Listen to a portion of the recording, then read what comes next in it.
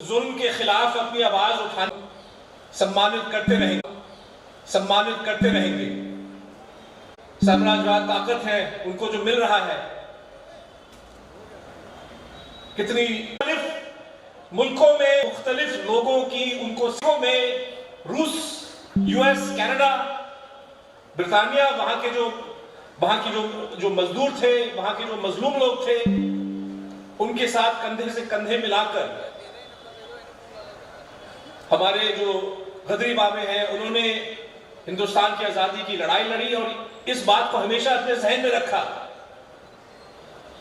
कि हिंदुस्तान की आजादी की लड़ाई महज उस बड़े लड़ाई का एक हिस्सा है जो दुनिया भर में इंसाफ, उस जद्दोजहद का एक हिस्सा है जो दुनिया भर में इंसाफ के लिए लड़ रहा है। और मुझे लगता है कि फिलिस्तीन के बारे में उनका मत बहुत स्पष्ट रहता अगर वो हमारे बीच आज मौजूद होते। लेकिन कितनी अफसोस की बात है कि हिंदुस्तान की हुकूमत आज, मोदी सरकार, एक छोटे से सवाल पे कि क्या गजा पट्टी में जो जंग चल रहा है उस पे एक विराम होना चाहिए, युद्ध विराम होना चाहिए, जिसमें सारी दुनिया जो है एक ओर पे भारी बहुमत से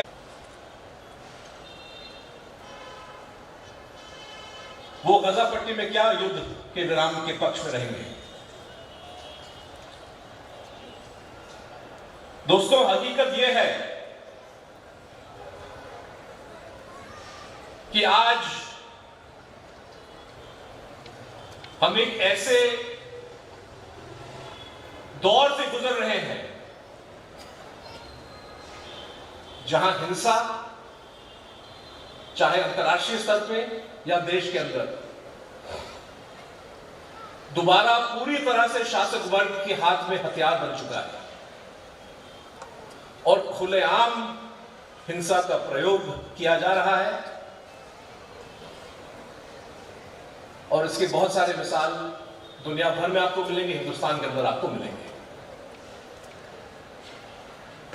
लेकिन हिंसा अकेले एक हथियार नहीं है इनके हाथों में।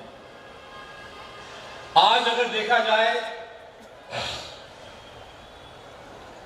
तो हिंदुस्तान की डेमोक्रेसी पे, हिंदुस्तान के संविधान पे, हिंदुस्तान के लोगों के जो इंसानी हुकूक हैं, इन पे अलग अलग हथियारों के जरिए जम के हमला किया जा रहा है। ऐसा शायद कोई मूल अधिकार नहीं है जिसको कुचलने की कोशिश नहीं की जा रही।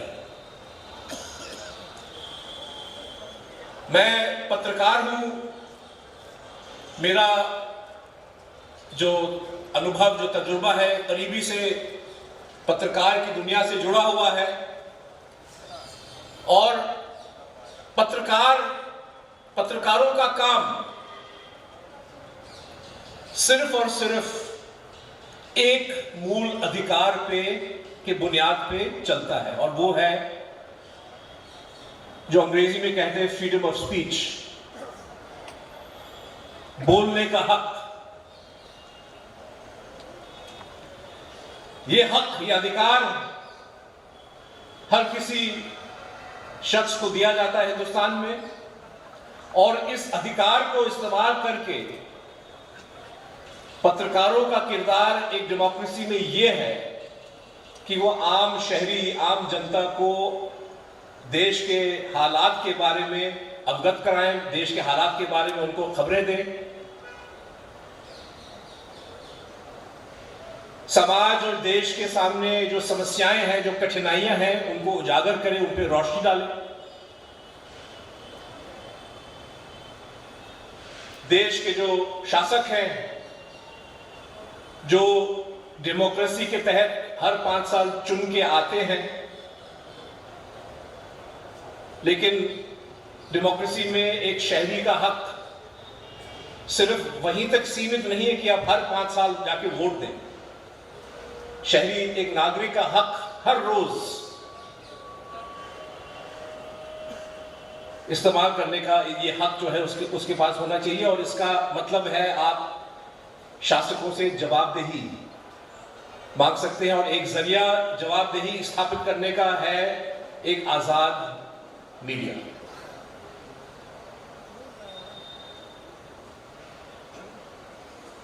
आज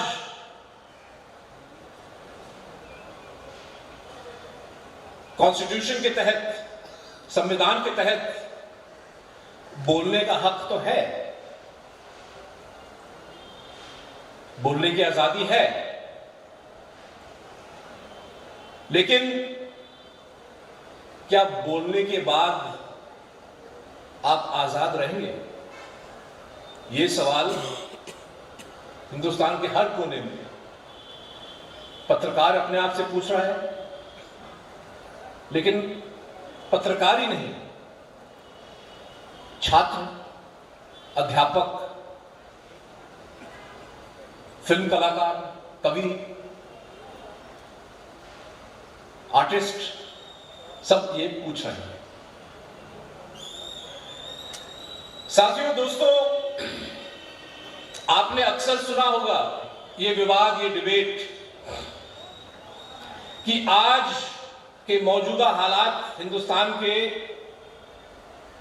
एक आपातकालीन के साथ हम तुलना कर सकते हैं। जो इमरजेंसी जो लागू किया इंदिरा गांधी ने,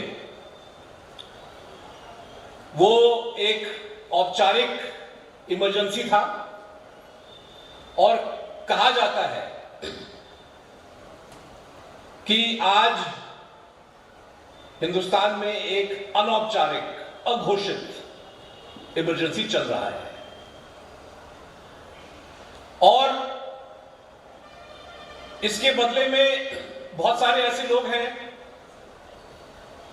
सरकार के अंदर, सरकार से करीबी ताल्लुक रखने वाले खबरनवीज,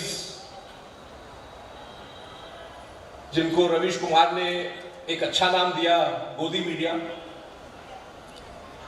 उनका कहना है कि भाई हिंदुस्तान में हालात इतने खराब नहीं हैं। ये मीटिंग चल रहा है, इस मीटिंग में मैं बोल रहा हूं, और इंदिरा गांधी के इमरजेंसी में शायद ये मीटिंग मुमकिन नहीं होता, जो हकीकत है। इसीलिए उनका कहना है कि भाई ऐसी तुलना जो है, ये जो आप कर रहे हैं, ये गलत है, और ये आपातकाल जो है, आपातकालीन इमरजेंसी की बातें आप छोड़ दो। और इस तर्क के बदले में मैं सिर्फ और सिर्फ एक नाम आपको देना चाहूंगा, और वो नाम है प्रबीर पुरकायस्थ। आपने ये नाम सुना होगा, पढ़ा होगा टेलीविजन में। प्रबीर पुरकायस्थ एक पत्रकार हैं, एक वैज्ञानिक हैं, जो न्यूज क्लिक, जो एक वेब पोर्टल है, उसके फाउंडर, एडिटर हैं, फाउंडर हैं, एक तरह से संस्थापक, संपादक रहे हैं। और 1975 में जब प्रबीर पुरकायस्थ जवाहरलाल नेहरू विश्वविद्यालय के छात्र थे, और जब इमरजेंसी का ऐलान इंदिरा गांधी ने किया, तो पुलिस जेएनयू पहुंची, बहुत सारी वहां पे गिरफ्तारियां हुई, और उन गिरफ्तारियों में प्रबीर पुरकायस्थ भी, उनको पकड़ा गया और तिहाड़ जेल में उनको पहुंचाया गया, जहां शायद 1-2 साल उनको वहां जबरदस्ती काटना पड़ा। अब इंदिरा गांधी की इमरजेंसी में बहुत सारे लोगों को गिरफ्तारी देनी पड़ी। भाजपा वाले कहते हैं, और वो झूठ नहीं बोल रहे, कि उनको भी गिरफ्तारियां देनी पड़ी। एल.के. आडवाणी, अरुण जेटली, बहुत सारे ऐसे लोग, उनको जेल भेजा गया। तो आप कह सकते हैं कि भाई प्रवीण पुरकायस्थ, इसमें कौन सी बड़ी बात है? बड़ी बात यह है कि इमरजेंसी, इंदिरा गांधी की इमरजेंसी के बाद 2023 में नरेंद्र मोदी के अघोषित इमरजेंसी में पुरकायस्थ को दोबारा गिरफ्तार किया जाता है। और मेरी जानकारी में कम से कम प्रवीण पहले ऐसे शख्स हैं जिनको इंदिरा गांधी ने निशाना बनाया अपने इमरजेंसी के दौरान, और अब नरेंद्र मोदी निशाना बना रहे हैं अपने अघोषित इमरजेंसी के दौरान।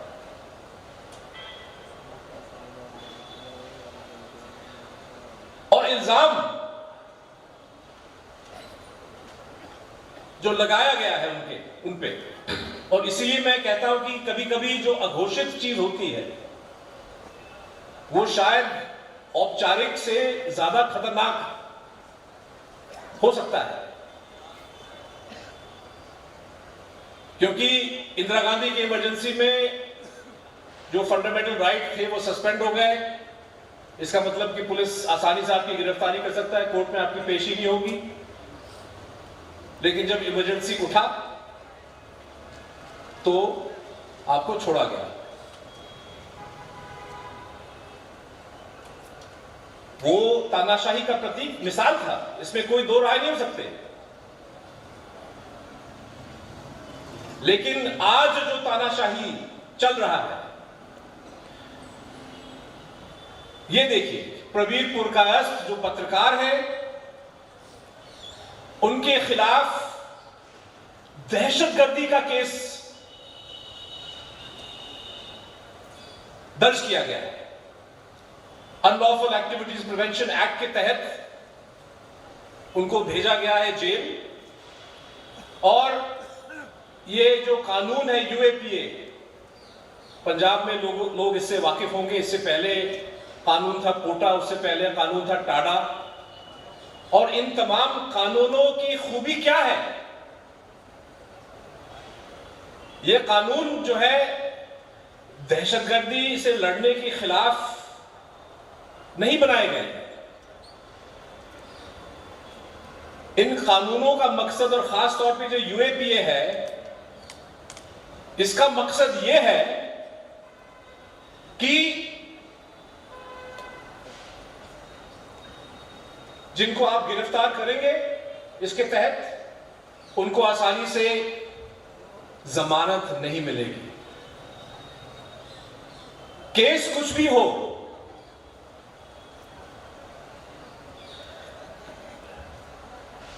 केस कुछ भी हो, हुक्मरानों को अच्छी तरह पता है कि जो इल्जाम वो लगा रहे हैं आखिरकार किसी भी कोर्ट में ये टिकने नहीं वाले। कौन सा जज इस बात की पुष्टि करेगा कि प्रवीण पुरकायस्थ एक आतंकवादी है? लेकिन इल्जाम उन पे इसलिए नहीं लगाया गया है ताकि इनके खिलाफ मुकदमा चले और उनको लंबी सजा काटनी पड़े। नहीं, यह कानून जो है, इसका डिजाइन ऐसा ही है कि मुकदमे से पहले ही आपको एक लंबी सजा काटनी पड़ती है। लीजिए, केरल के पत्रकार, वो दिल्ली से हाथरस जाने की कोशिश कर रहे थे एक स्टोरी कवर करने के लिए, जहां पे एक दलित औरत का सामूहिक बलात्कार और कत्ल हुआ। उनको हाथरस से पहले उनको रोका गया, एक झूठा इल्जाम लगाया गया यूएपीए के तहत, और वो जेल में सड़ते गए। तकरीबन 2 साल लगे, उसके बाद ही जो उनको जमानत, वो भी सुप्रीम कोर्ट ने उनको दी। जम्मू कश्मीर में पत्रकार हैं सज्जाद गुल फहाद शाह,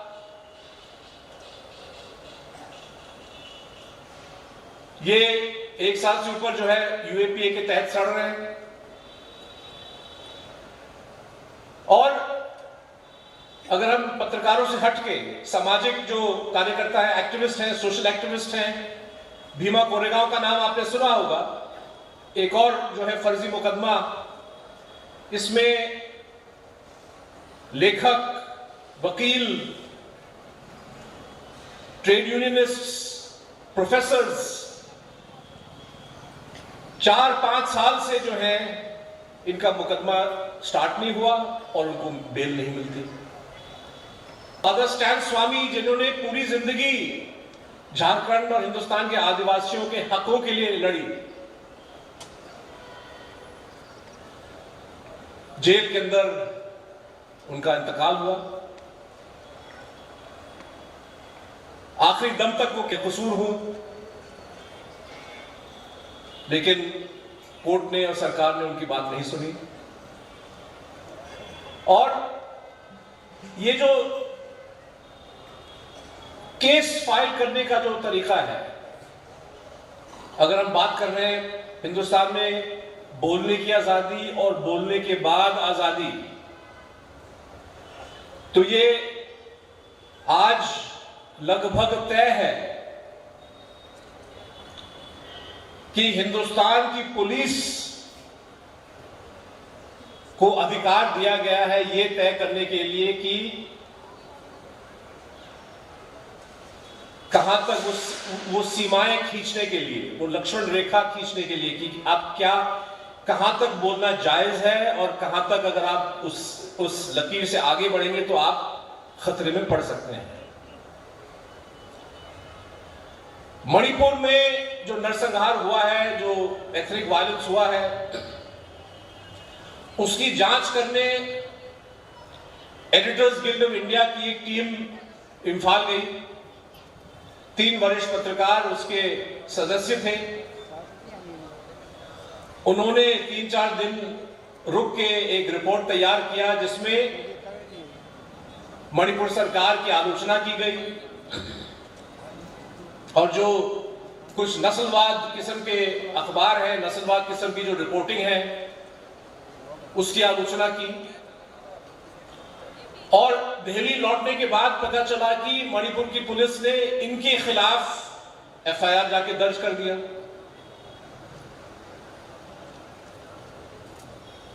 अभी तक तो हमने सुना कि भाई पत्रकार महफूज नहीं है, रिपोर्टर के खिलाफ आसानी से केस दर्ज हो सकता है और हो भी रहा है हिंदुस्तान के हर कोने में। लेकिन अब जब एडिटर्स गिल्ड ऑफ इंडिया के वरिष्ठ जो एडिटर्स हैं वो जाके एक तफ्तीश के लिए, एक इन्वेस्टिगेशन के लिए किसी इलाके में जाते हैं, वो भी अब उनको भी खतरे में डाला जा रहा है। साथियों, मैंने प्रवीण पुरकाश तो न्यूज क्लिक की बात कही, उठाई। आपको आश्चर्य होगा कि मुकदमा तो आपने यूएपीए के तहत दहशतगर्दी वाला लगा दिया, लेकिन न्यूज क्लिक से जुड़े हुए जो पत्रकार हैं, जो लेखक हैं, आप जानते हो पुलिस उनसे कैसे कैसे सवाल पूछ रही थी। एक पत्रकार, एक वरिष्ठ पत्रकार से पूछा गया कि किसानों के आंदोलन के बारे में आप क्या कहते हैं, क्या आपने किसान आंदोलन की कवरेज की या नहीं की। एक और पत्रकार है, उनसे पूछा गया कि भाई आपने कश्मीर पे किताब क्यों लिखी। एक और पत्रकार है, उनसे पूछा गया कि भाई ये जो नागरिकता कानून जो मोदी सरकार ने पारित कराया 2019 में, सिटीजनशिप अमेंडमेंट एक्ट, नागरिकता संशोधन कानून, इसके तहत जो एक बहुत ही शांतिपूर्ण किस्म की जो प्रोटेस्ट चली दिल्ली में, पत्रकारों से पूछा गया कि क्या आप उसके कवरेज के लिए गए थे और क्यों गए। इल्जाम लग रहा है दहशतगर्दी का, लेकिन सवाल पत्रकार से पूछा जा रहा है कि भाई आपने किसानों के रैली को उसकी खबर क्यों बनाई, क्या ताल्लुक है इन दोनों के बीच में? क्या सरकार ये कहना चाह रही है कि हिंदुस्तान के जो किसान हैं, जिन्होंने 1 साल से ऊपर 2 साल तक अपने अधिकारों के लिए, अपने हकों के लिए जो एक आंदोलन चलाया, जिसमें सैकड़ों किसान शहीद भी हुए, ठंड में, गर्मी में, बरसात में, एक्सीडेंट्स में,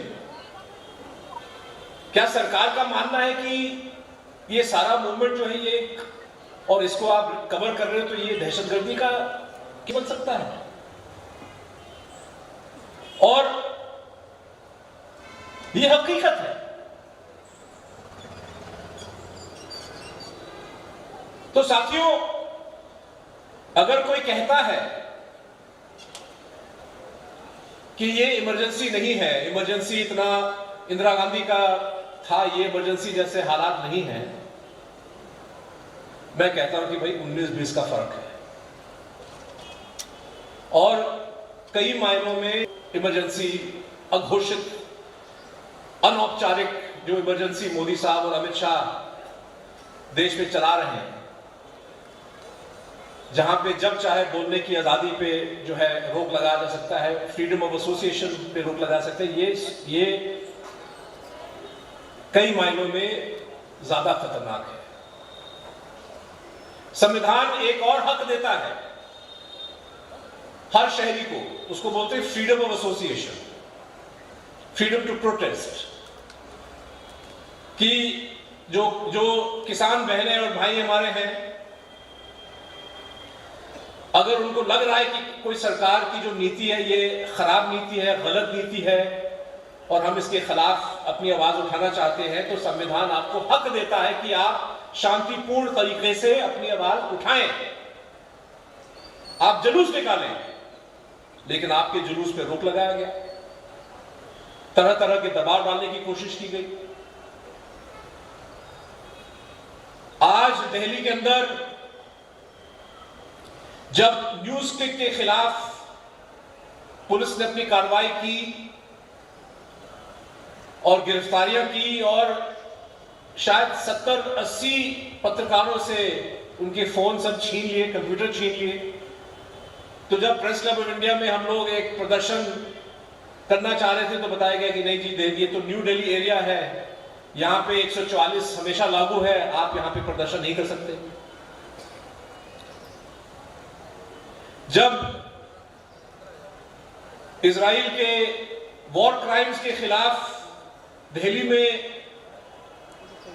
कोई आंदोलन या कोई प्रोटेस्ट आयोजित करना चाहता है, तो सड़कों पे उतरने की इजाजत नहीं मिलेगी। इजराइल के पक्ष में आप करना चाहोगे तो इजाजत आपको मिलेगी।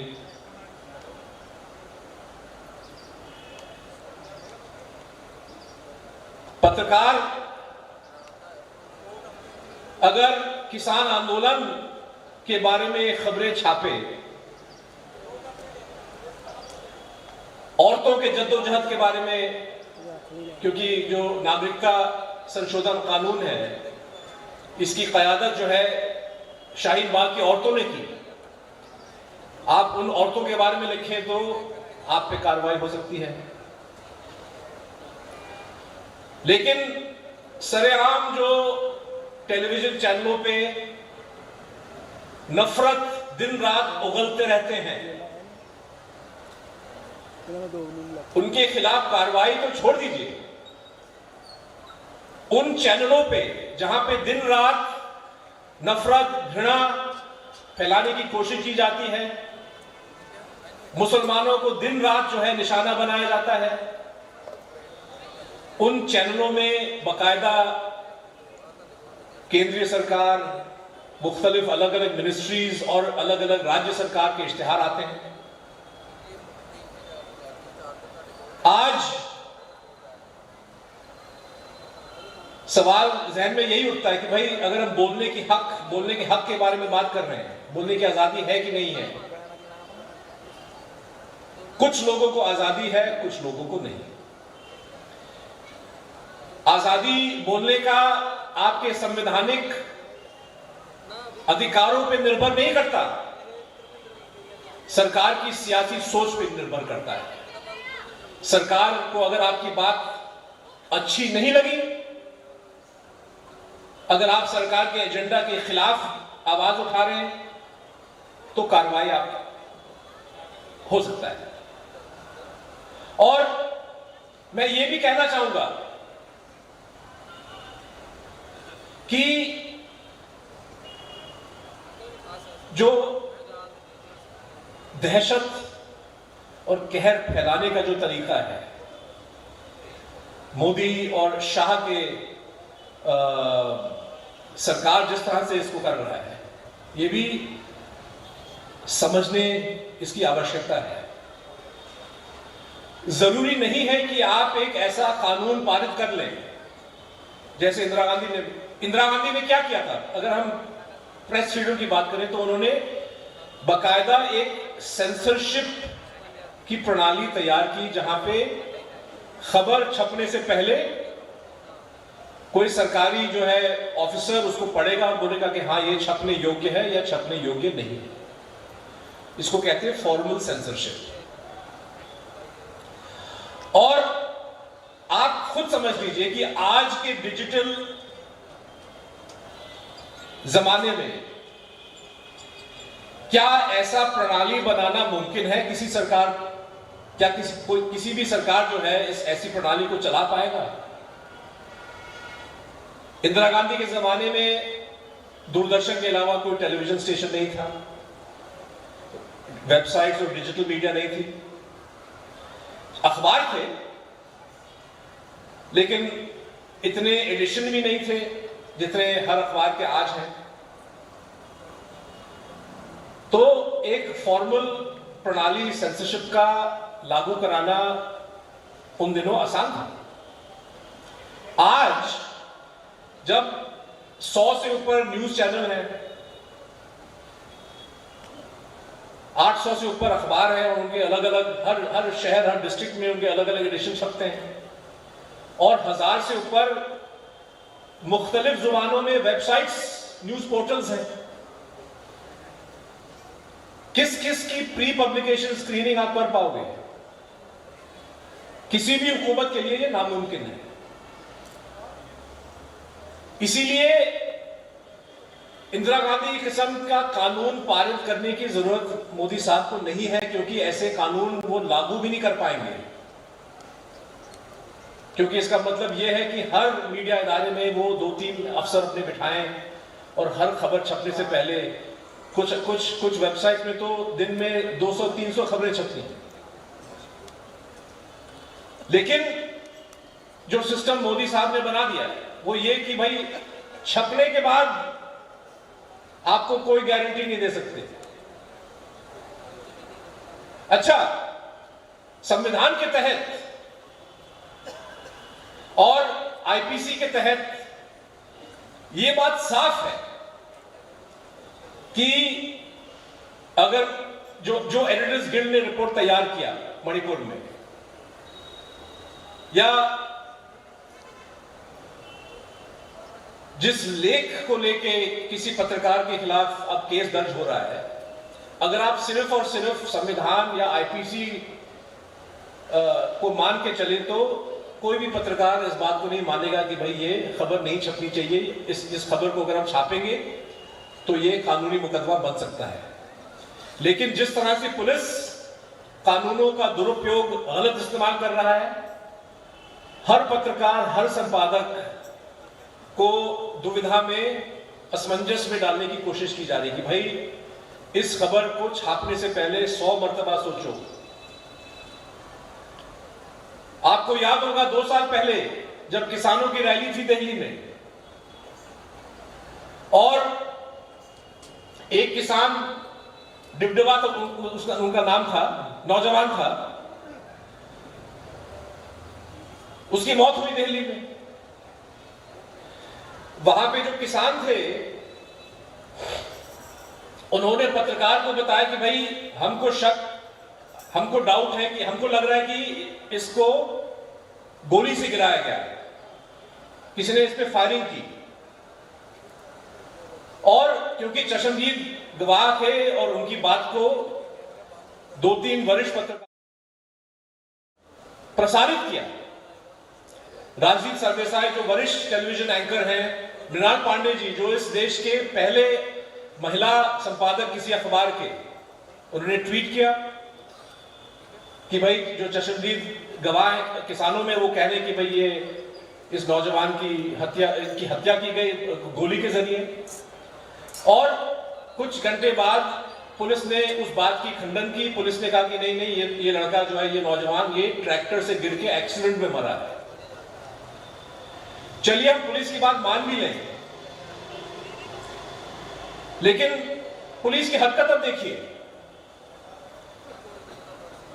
राजदीप सरदेसाई के खिलाफ, मृणाल पांडे जी के खिलाफ और 2-3 और लोगों के खिलाफ राजद्रोह का मुकदमा दर्ज होता है, क्योंकि उन्होंने इस बात को प्रसारित की कि भाई ये किसान गोली से मरा है। क्या कोई भी अक्लमंद आदमी कहेगा कि ये सेडिशन का केस बनता है? राजद्रोह का केस कैसे बनता है? और अगर राजदीप सरदेसाई ने अपनी बात को प्रसारण करने से पहले किसी वकील से पूछा होता कि भाई मैं ये बोलने वाला हूं, क्या मेरे खिलाफ राजद्रोह का केस लग सकता है, तो वकील हंसता, बोलते कि भाई राजद्रोह का केस कैसे बनेगा। लेकिन पुलिस ने जो है राजद्रोह का केस फाइल कर दिया।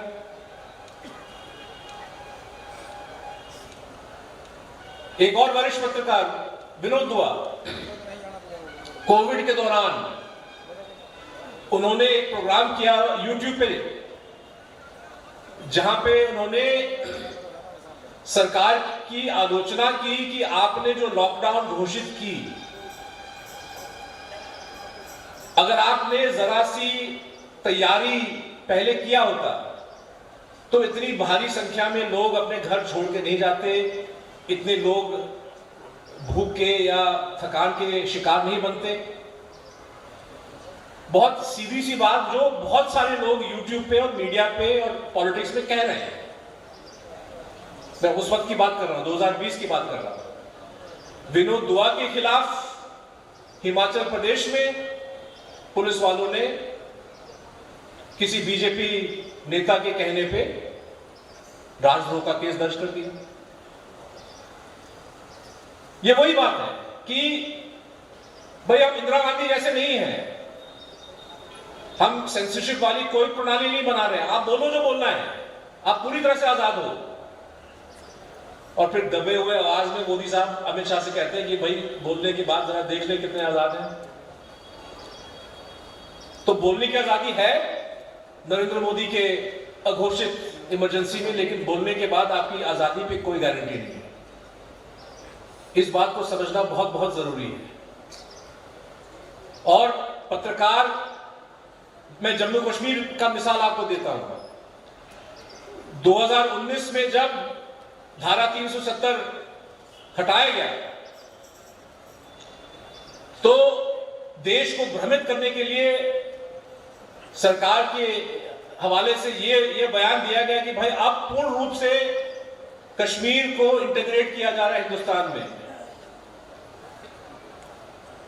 अब इंटीग्रेशन का मतलब क्या है सुन लीजिए। आज कश्मीर के अंदर अगर कोई पत्रकार पुलिस या फौज के खिलाफ कोई स्टोरी लिखता है या प्रशासन के खिलाफ कोई स्टोरी लिखता है, मेरे जो वायर के जो पत्रकार हैं जहांगीर अली, उन्होंने एक आईएएस ऑफिसर के दिए गए दस्तावेज के मुताबिक एक स्टोरी लिखा जिसमें आईएएस ऑफिसर के हवाले से करप्शन के इल्जाम एक हेल्थ इंश्योरेंस स्कीम के तहत उठाए गए, जिसमें बताया गया कि भाई जो जम्मू कश्मीर की जो प्रशासन है, जो अब केंद्र सरकार के हाथों में है ना, इसमें हो सकता है कि कुछ गड़बड़ हुआ होगा, इसकी जांच होनी चाहिए। और हमारे पत्रकार के खिलाफ जम्मू कश्मीर के एलजी एक पब्लिक रैली में उन पे अलगाववादी का इल्जाम लगा देते हैं। आप जानते हो आज के दौर में कश्मीर के अंदर अगर एलजी आपके खिलाफ सेपरेटिज्म का इल्जाम लगा रहा है, तो इसका मतलब क्या है? इसका मतलब कि भाई आपको नोटिस हमने दे दिया है, किसी भी वक्त जब चाहे जो है पुलिस आपको उठा लेगी। और जम्मू कश्मीर के अंदर ऐसे ऐसे खतरनाक कानून हैं, पब्लिक सेफ्टी एक्ट, जिसके तहत बिना पूछे, बिना किसी एफआईआर दर्ज किए हुए, बिना किसी सबूत या कोई ऐसा एविडेंस दिए हुए कम से कम 6 महीने और ज्यादा से ज्यादा 1-2 साल तक आपको बंद कर सकते हैं जेल में। आप समझ सकते हैं कि ये जो माहौल जो खड़ा किया गया है, इसका असर पत्रकार पे क्या है। तो ये डर का जो माहौल है, ये असमंजस, ये दुविधा, मोदी साहब चाहते हैं कि हिंदुस्तान में हर कोई जो है सरकार की आलोचना करने से पहले 100 दफा सोचे कि क्या ये आलोचना करने के बाद मैं सुरक्षित रहूंगा कि नहीं। और ये दबाव सिर्फ पत्रकारों पे नहीं है, ये दबाव आम शहरी पे है। उत्तर प्रदेश में किसी कोयंबटूर में, मैं 2020 की बात कर रहा हूं जब एआईएडीएमके की सरकार थी, कोयंबटूर में एक पत्रकार ने लॉकडाउन के तहत डिस्ट्रिक्ट एडमिनिस्ट्रेशन की आलोचना की कि भाई जो राशन की दुकानें हैं उसमें सही मात्रा में सामान नहीं पहुंच रहा है, लोगों को कष्ट सहना पड़ रहा है। उनके खिलाफ जो है केस दर्ज। गुजरात में एक संपादक हैं, जब रूपाणी वहां के मुख्यमंत्री थे तो उन्होंने एक अपने वेबसाइट पे लेख छापा कि भाई खबरें आ रही है कि रूपाणी को मुख्यमंत्री पद से हटाया जाएगा। अब हिंदुस्तान की 75 मतलब हमारे इतिहास में न जाने कैसे कितने ऐसे लेख छप चुके हैं कि भाई मंत्रिमंडल में फेरबदल होने वाला है, मुख्यमंत्री को हटाया जाएगा, हाई कमांड फलाने को नियुक्त करेगा, फलाने को हटाएगा। उस संपादक के खिलाफ जो है राजद्रोह का केस दर्ज। तो ये कहर, ये डर, ये है मोदी साहब का ऑपरेटिंग सिस्टम। इंदिरा गांधी वाला ऑपरेटिंग सिस्टम, जहां पे वो एक तगड़ा लाठी लेके सबको मारने की कोशिश कर रही थी और सारी पब्लिक जो है हैरान थी, सारी दुनिया हैरान था। मोदी साहब ने अच्छी तरह पहचाना कि भाई वो इतना अच्छा सिस्टम नहीं है, और उन्होंने एक ऐसा सिस्टम बनाया जिसमें लगभग वही जो नतीजे वो निकाल रहे हैं, लेकिन जो तौर तरीके हैं। मैं एक और आपको मिसाल देता हूं इस सिस्टम का। मैंने पहले भी कहा कि हिंसा जो है शासकों के हाथ में एक हथियार है, लोगों में फूट पहुंचाने का, लोगों पे दबाव डालने का, डिसएम्पावरिंग, मतलब लोगों को एक तरह से लाचार बनाने का तरीका। अब पुराने जमाने के जो कत्लेआम हिंदुस्तान के अंदर होते थे, इन दिनों जो है 1984 के नरसंहार का एनिवर्सरी चल रहा है, जब दिल्ली के अंदर 5000 से ऊपर लोगों को कांग्रेस के नेताओं के आयोजित किया हुआ जो है कत्लेआम में उनको निशाना बनाया गया, कानपुर बोकारो में। 2002 गुजरात में वही बात को रची गई, जहां पे गुजरात के मुसलमानों को निशाना बनाया गया और भारी संख्या में लोगों का कत्ल हुआ। चुन चुन के जो है उनके घरों में घुस के, उनके मोहल्लों में जाके आग लगा के लोगों का कत्लेआम हुआ। और लोगों के बीच में ध्रुवीकरण और फूट और डर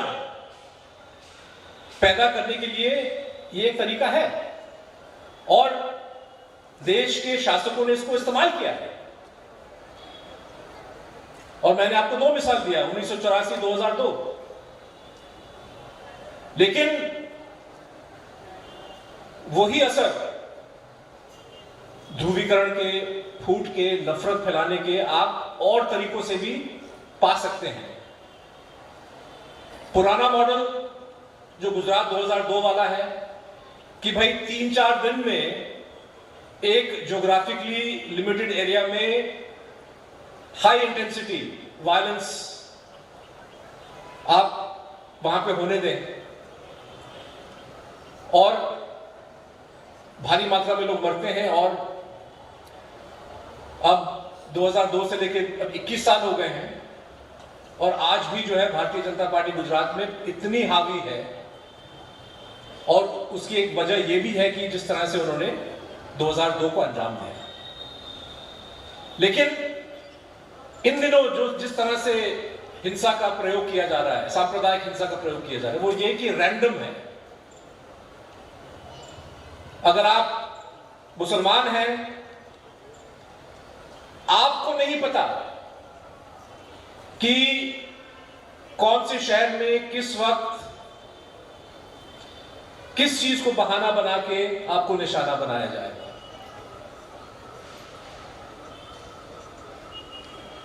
कभी मांस खाने के नाम पे, कभी लव जिहाद के नाम पे, कभी थूक जिहाद, अलग अलग इन्होंने जो संघ परिवार है उन्होंने अलग अलग ऐसे ये बहाने बना दिए जिससे अक़लियतों को निशाना बनाया जा सकता है। और ये जो भय का जो एक माहौल कि भाई किसी को पता नहीं कि कब आपको निशाना बनाया जाएगा, इसके असरात उतने ही खतरनाक हैं जितना कि अगर आप बड़े पैमाने पे कत्लेआम आयोजित करें एक शहर में या एक प्रदेश में। तो दोस्तों, कहने का मतलब कि जो अनौपचारिक अघोषित जो इमरजेंसी है, आप सीधी तुलना अगर आप इंदिरा गांधी की इमरजेंसी से करेंगे तो आप कंफ्यूज हो जाओगे। लेकिन जो नए टेक्नोलॉजीज हैं, नए जो ऑपरेटिंग सिस्टम है, जिस तरह से इसको इस्तेमाल किया जा रहा है, इसको अगर आप समझ लें तो मोदी शाह सरकार के राज को आप समझ लेंगे। और जैसे हमने कहा कि ये दबाव सिर्फ और सिर्फ पत्रकारों पे नहीं, छात्रों पे है, अध्यापकों पे है।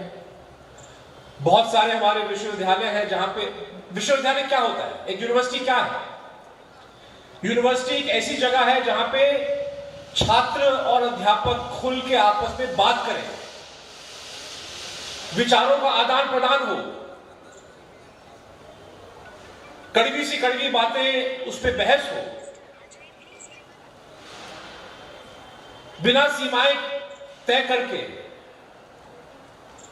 क्योंकि जब तक छात्र खुल के एक दूसरे से बात नहीं करते, जब तक क्लासरूम एक ऐसी सुरक्षित जगह नहीं बनती जहां पे छात्र अपने तमाम जो शक व शुबा हैं वो टीचर के सामने पेश नहीं कर सकता और टीचर को मौका नहीं मिलता उन शक व शुबाओं को रिजॉल्व करने का, तब तक जो है ये यूनिवर्सिटी नहीं कहलाएगा। लेकिन हम देख रहे हैं कि भाई अध्यापकों के खिलाफ केसेस दर्ज हो रहे हैं, छोटे छोटे रिकॉर्डिंग्स बनाए जा रहे हैं, 1 घंटे के लेक्चर का 30 सेकंड का क्लिप लेके यूट्यूब पे डाल के, फेसबुक पे डाल के बहुत बड़ा बवाल खड़ा किया जाता है। और हम जानते हैं कौन से संगठन है जो ये काम कर रहे हैं, और फिर जो है टीचर के खिलाफ केस दर्ज हो जाता है। कभी कभी केस दर्ज होता है कि भाई लाइब्रेरी में आपने फलाने किताब क्यों रखे।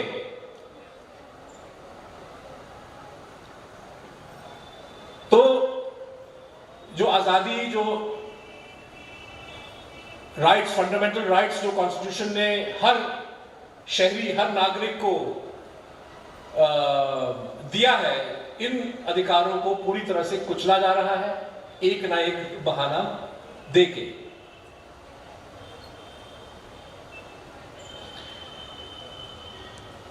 फिल्म दुनिया इस बात से परे नहीं है। हाल ही में पंजाब के हवाले से एक फिल्म बनी है जो खालरा केस के बारे में है। खालरा जो मानवाधिकार ह्यूमन राइट्स एक्टिविस्ट थे जिन्होंने पंजाब के अंदर जो क्रीमेशंस वगैरह, एक्सेसिव क्रीमेशंस, फेक एनकाउंटर में नौजवान मारे गए, उनके बारे में तफ्तीश की, जांच की। उनके काम की वजह से कोर्ट ने बहुत सारे केसेस दर्ज किए, कई पुलिस वालों की गिरफ्तारियां भी हुई, कई पुलिस वालों को जेल भी जाना पड़ा। लेकिन 1996 में किसी ने आदेश दिया कि भाई इस आदमी को दाएं बाएं कराओ।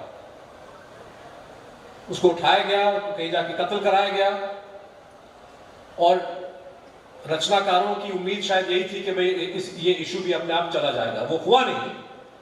लेकिन अब 30 साल बाद, 28 साल बाद एक फिल्मकार जो है, एक डायरेक्टर, उनकी जीवनी पे फिल्म बनाना चाह रहे हैं। ये फिल्म जो है टोरंटो के फिल्म फेस्टिवल में दिखाया जाने वाला था, लेकिन आखिरी मिनट में इसको विड्रॉ कर दिया गया। अब पता चल रहा है कि जो सेंसर बोर्ड है, बहुत सारे कट्स कि भाई ये काटो, वो काटो, ये मत दिखाओ, ये हिंसा मत दिखाओ। जब क्योंकि कहीं ना कहीं हुकूमत को लग रहा है कि भाई इंसाफ के पक्ष में अगर कोई फिल्म बना रहा है तो ये हमारे इंटरेस्ट के खिलाफ जाएगा, इस फिल्म को मत क्लियर करो। लेकिन अगर आपकी फिल्म जो है सरकार के एजेंडा के पक्ष में है, जैसे हाल ही में बनी कश्मीर फाइल्स फिल्म, जिसमें हिंसा को एक ऐसे तरीके से दिखाया गया जो आमतौर पे हिंदी फिल्मों में नहीं दिखाया जाता, और बहुत सारे ऐसे डायलॉग थे, बहुत सारी ऐसी बातें थी जो आमतौर पे सेंसर बोर्ड नहीं दिखाता, क्योंकि उनको लगता है कि भाई इससे नफरत और घृणा कर सकती है। लेकिन इस फिल्म को पूरी तरह से छूट मिली। और तो और जो है, प्रधानमंत्री अपने रैलियों में इस फिल्म को प्रमोट कर रहे हैं। अलग अलग प्रदेशों में जो है इस फिल्म की टैक्स फ्री स्टेटस दी जाती है। पूरी कोशिश की जाती है कि इस फिल्म को लोकप्रिय बनाया जाए, और जो फिल्म स्टेट या गवर्नमेंट के एजेंडा के खिलाफ कोई बात बताती है तो उन फिल्मों को आप दबा दो। तो पत्रकार, फिल्मकार, कवि, कॉमेडियन, जो कॉमेडियन है, आपने मुनव्वर फारूकी का नाम तो सुना होगा। इस देश में हंसी मजाक पे भी अब पाबंदी लग गई है। कुणाल कामरा के इतने बहुत सारे शोज हैं, वो अलग अलग शहरों में जाते हैं, और अगर किसी शहर में जो हिंदुत्व संगठन है, थोड़ी सी उनमें काबिलियत है, थोड़ी सी उनमें कुव्वत है, तो वो जाके उस प्रोग्राम को रोक देते हैं, और पुलिस कहती है कि भाई हम इसकी इजाजत नहीं दे सकते, क्योंकि इससे बवाल हो जाएगा। जो हिंसा भड़काने की धमकी दे रहे हैं उनके खिलाफ कार्रवाई नहीं होती।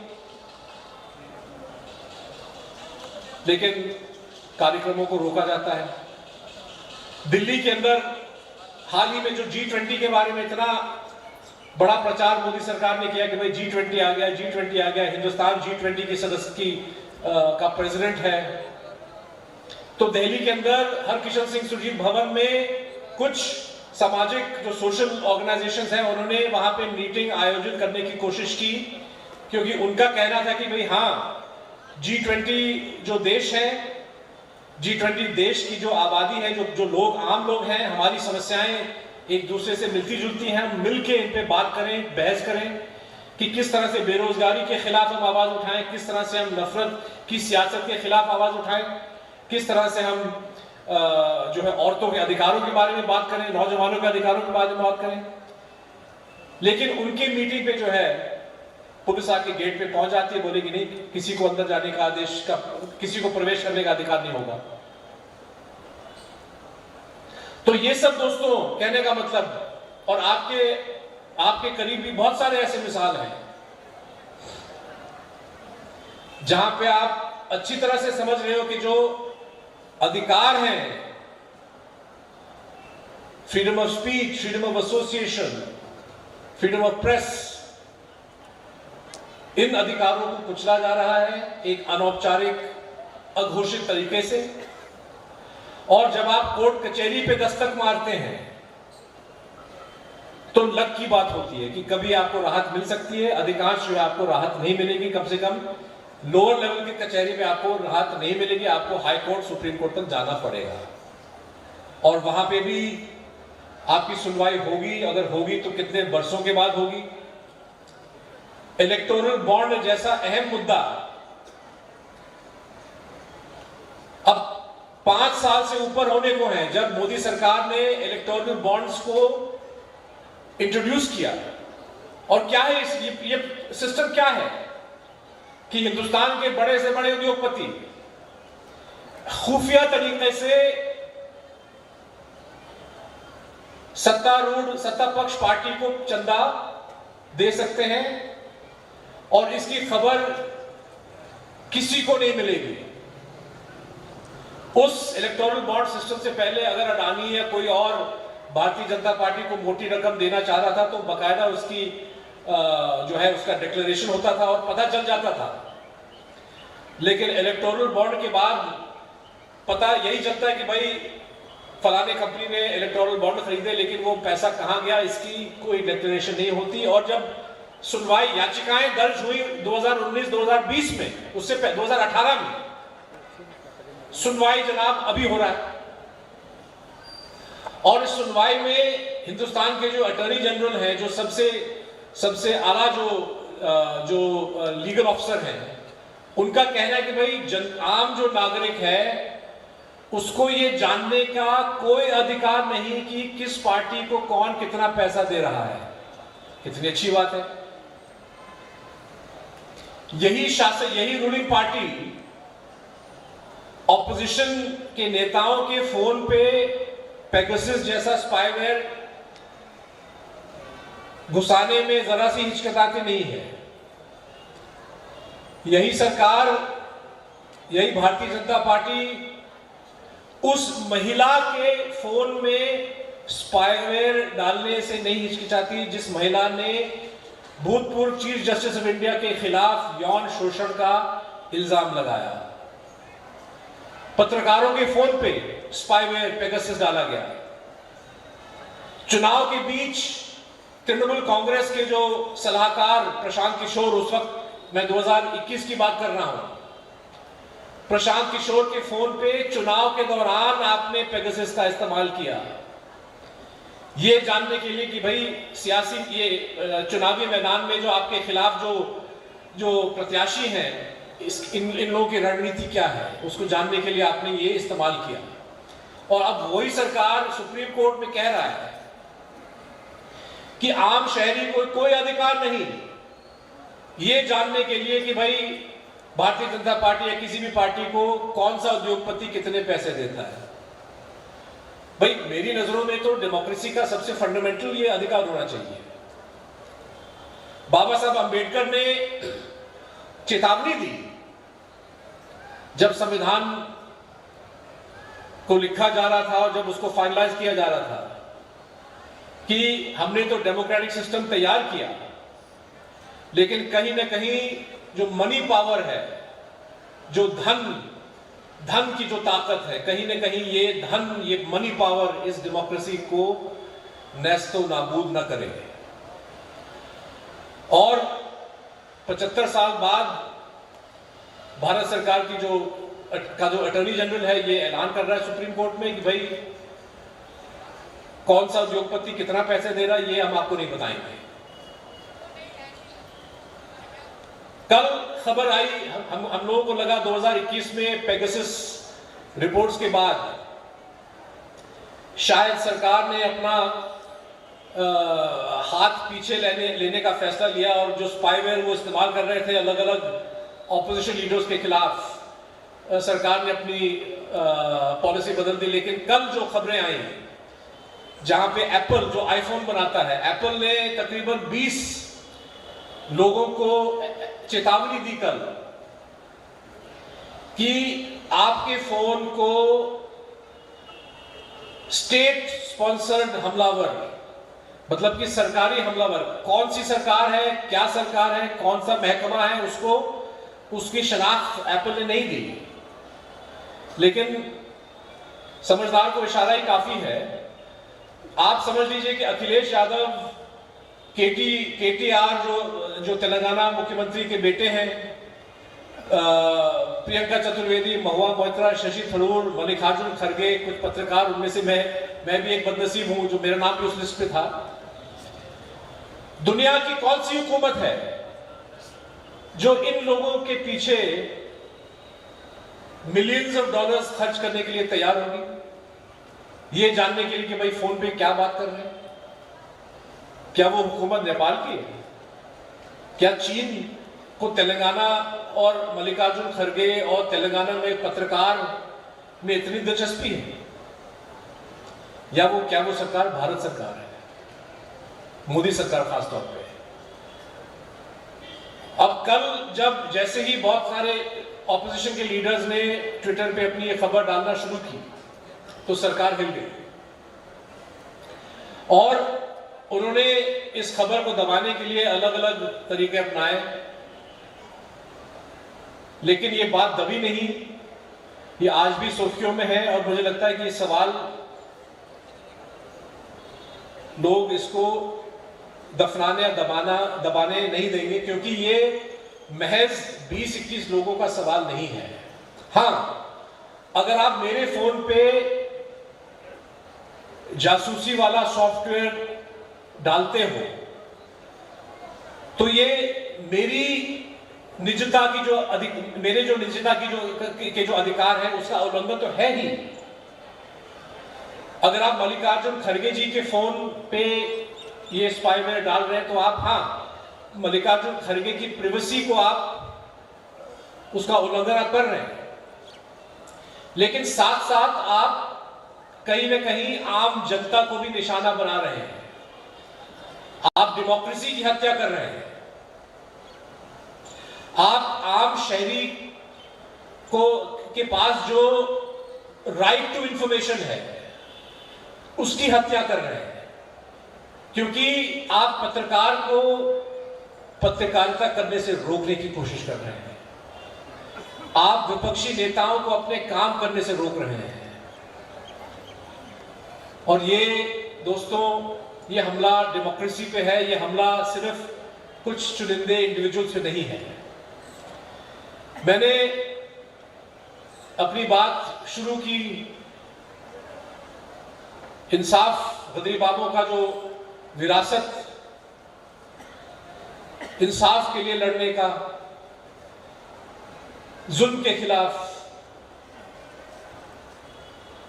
और ये उनका जो सपना, उनकी उम्मीदें, उनकी जो ख्वाहिशें हैं, ये आज भी हमारे बीच मौजूद हैं।